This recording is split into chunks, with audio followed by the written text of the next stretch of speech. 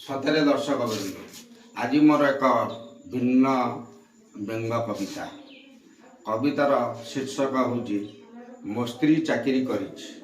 ସ୍ୱାମୀ ତାର ବେକାର, ସ୍ତ୍ରୀ ସରକାରୀ ଚାକିରି କରିଛି। ତେଣୁ ସ୍ୱାମୀ କି ଅସୁବିଧାରେ ଗତି କରୁଛି, ତେଣୁ ମୋର ବ୍ୟଙ୍ଗ କବିତାଟି ହେଉଛି ମୋ ସ୍ତ୍ରୀ ଚାକିରି କରିଛି।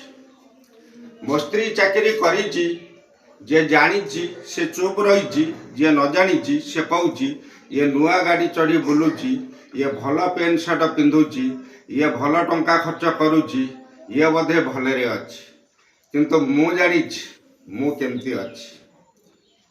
ସରକାରୀ ସ୍ତ୍ରୀ ମୋର ସରକାର କାମ କରୁଛି, ସେ ସକାଳ 9ଟାରେ ଉଠୁଛି, ମୁଁ ତ ରୋଷେଇ କରି ସାରିଛି, ସେ ଖାଇଦେଇ ଅଫିସ ପଳେଇ ଯାଉଛି। 4-5 ବର୍ଷର ପୁଅଟା, ତା ମା' ଗଲା ପରେ ଅଫିସ ସିଏ କାନ୍ଦୁଛି। ମୁଁ ତାକୁ ପିଠିରେ ପକେଇ ପିଠି ଥାପୁଡ଼େଇ ନାନା ବାୟା ଗୀତ ଶୁଣେଇ ତାକୁ ଶୁଆଇ ଦେଉଛି। ସେ ସନ୍ଧ୍ୟାବେଳେ ଅଫିସରୁ ଫେରୁଛି, ଆସି କହୁଛି ମୁଁ ଟାୟାର୍ଡ଼ ହେଇ ଯାଇଛି, ମୁଁ ତ ଅଟା ଦଳି ରୁଟି କରିଛି, ସେ ଖାଇଦେଇ ଶୋଇ ପଡ଼ୁଛି।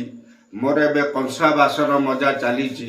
ଏହି ସମୟରେ ସେ କହୁଛି ଇଏ ଶୁଣୁଛ କ'ଣ ନା ମୋ ଗୋଡ଼ ବିନ୍ଧା ହେଉଛି, ମୋ ଗୋଡ଼ ବିନ୍ଧା ହେଉଛି। ମୁଁ କହୁଛି ହଁ ମୁଁ ଯାଉଛି, ଅପେକ୍ଷା କର ମୁଁ ଯାଉଛି।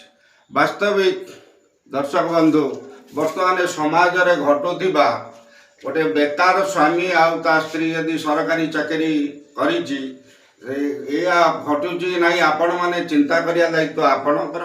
ମୁଁ ଗୋଟେ ବ୍ୟଙ୍ଗ କବିତା ମାଧ୍ୟମରେ ମୁଁ ଏଇଟା ଉପସ୍ଥାପନ କଲି। ଯଦି ଆପଣଙ୍କୁ ଭଲ ଲାଗିଥିବ ନିଶ୍ଚୟ ଲାଇକ୍, କମେଣ୍ଟ, ସେୟାର ଆଉ ସବସ୍କ୍ରାଇବ୍ ନିଶ୍ଚିତ କରିବେ। ମୁଁ ଆଶାରେ ରହିଲି। ଜୟ ଜଗନ୍ନାଥ।